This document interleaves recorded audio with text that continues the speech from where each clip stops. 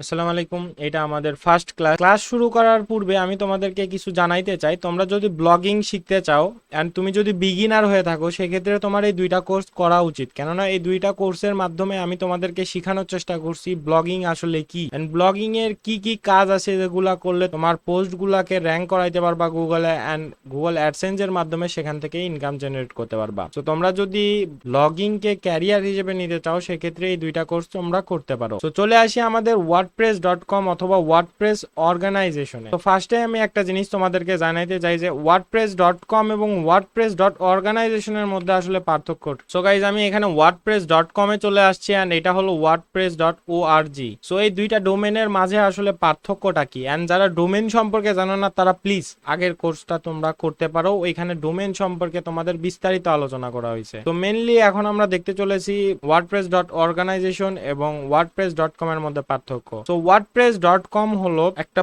Paid service, অর্থাৎ তুমি যদি এখান থেকে ব্লগ মেক করতে চাও অথবা ওয়েবসাইট মেক করতে চাও, সেক্ষেত্রে তোমাকে কিন্তু এখানে পেইড করতে হবে। তাদের প্ল্যানস আছে, ওই প্ল্যানস অনুযায়ী তোমাদের পেইড করতে হবে। বাট আমরা যদি wordpress.org এর সাথে আসি, সেক্ষেত্রে কিন্তু আমাদের কোনো রকমের পেইড করতে হবে না, যেটা কিন্তু অনেক বেশি সুবিধাজনক। তাই আমরা wordpress.com এ কোনো সময় যাব না, আমরা wordpress.org তে চলে আসবো। আর তোমরা যারা হোস্টিং বাই করবা, বাই করে ওইটার ভেতরে ওয়ার্ডপ্রেস ইনস্টল করবা, সেটা আরো বেশি সুবিধাজনক। এন্ড সেক্ষেত্রে তোমাদের wordpress.com অথবা wordpress.org তে আসতে হবে না, তোমরা জাস্ট তোমাদের হোস্টিং এর ভেতর থেকে তোমাদের ওয়ার্ডপ্রেসটা ইনস্টল করতে পারবা।